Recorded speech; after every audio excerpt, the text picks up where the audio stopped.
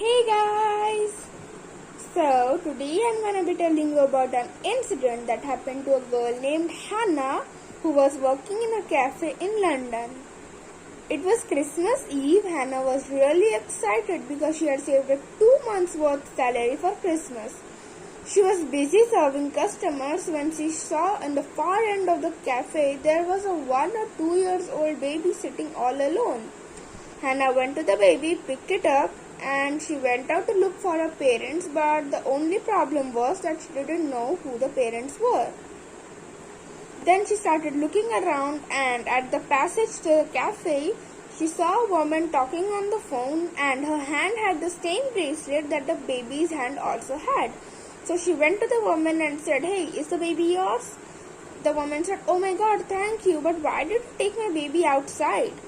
She said, "Oh, you left your baby alone, so I thought who would leave the baby alone, so I came out to look for you." The woman said, "Oh, actually my car's back door was open, so I went out to close it, and when I closed it and was coming back, my friend called me and I'm talking with her." Hannah said, "Okay, but be careful next time not to leave your baby inside or outside any unknown place." The woman thanked Hannah and sat in the car and went away. Hannah came back to the cafe and started serving all the customers. When all the customers had finally left, she was going to close the door when she saw that at the far end of the cafe there was a strange woman holding a box. The woman started moving towards her. Hannah backed away a little bit, but the woman came more fast. And the next moment she was in front of Hannah. She was holding a box and her ghostly attire was really terrifying. The strange lady was wearing dark stained robes and she had wispy, knotty, frizzy sort of hair. She handed the box to Hannah and said, "Open it." Hannah opened the box with a shaking hand. Then there was a Christmas ornament inside which had little drawings in it. Since Hannah had closed all the lights, she couldn't see what the drawings were.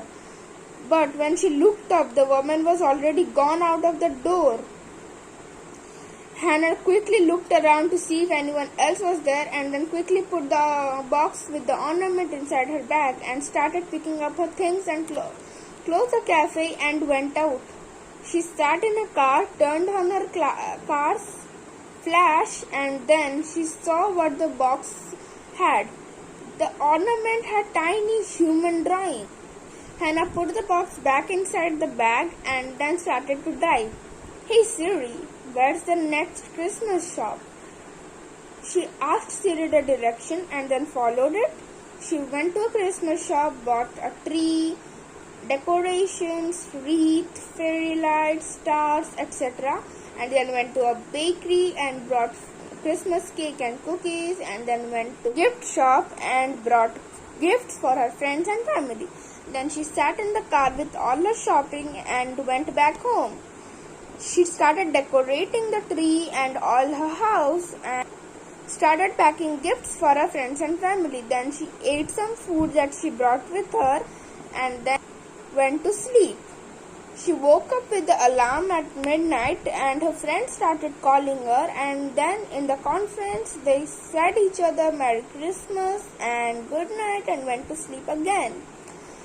It was 3:13 when she woke up with a scream. She was terrified. Who was screaming in my house? Then she thought maybe I was dreaming, but then more screams came. Hannah was really scared. She opened her drawer, took out a pepper spray and a knife and then went downstairs. She was walking carefully and quietly. Then she heard the screaming coming from the Christmas tree room. Hannah carefully picked her way to the room. Then she saw something that completely unnerved her. A scaly, burned hand coming out from under the door. Hannah shrieked and went and hid in the basement. She called Rose, her best friend, and told her everything. Rose said that maybe she should check the CCTV footage, but Hannah told her that she didn't have CCTV footage in their rooms. Rose replied that maybe you should check the front porch and see if anyone else is outside who can help you. Hannah thanked Rose and cut the call and opened the CCTV footages. Then she saw something that completely petrified her. It was the same woman that had given her the box, standing on the front porch with a wood that was burning and a hammer. She started breaking the door. Hannah was a kind of girl who could keep her head calm in such dangerous situations. So she put the phone back in her pocket and then went and tied a rope to the door of the basement and another rope and to the leg of a bed, and then she put everything that she could lift in the basement on the bed so that the bed couldn't move. She turned her mobile on and again saw the footage. The woman was inside. Now Hannah didn't know where the woman was because she didn't have CCTV cameras inside. Then she heard footsteps. How does that woman know that I'm in the basement? Because just then the woman said, Hannah, come out. I know you're in here. And then she was breaking the basement door. Bang, bang. And the door cracked. It had almost broke open. Then the banging stopped. Hannah thought, why isn't she breaking the door? Maybe she went away. But then there was a kind, familiar voice calling out. It was Rose. She was saying, Hannah, are you in there? Hannah replied yes, and then cut up the rope with the knife and then went up. She saw that 2 police officers were holding the woman and another man was standing near Rose. Rose said that the man was from the ghost hunting department and this was a serial killer. The ghost hunter replied that the serial killer was really specialized in dark magic, but nobody appreciated her talent. So at last she became mad with anger and then started killing everyone who was against dark magic. The ghost hunter asked Hannah that did she do anything publicly that was something against dark magic. Hannah replied that she had written a blog about it a year ago.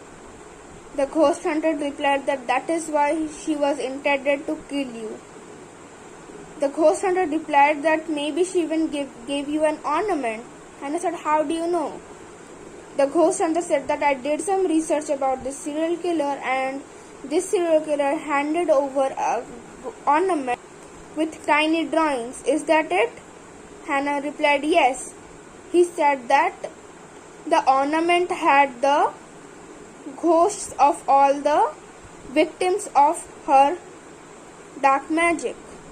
He sprayed some special water on the ornament and held a funeral for all the victims, and then Hannah started an old age home and gave peace and care to old people, but she couldn't ever forget the ornament or the serial killer.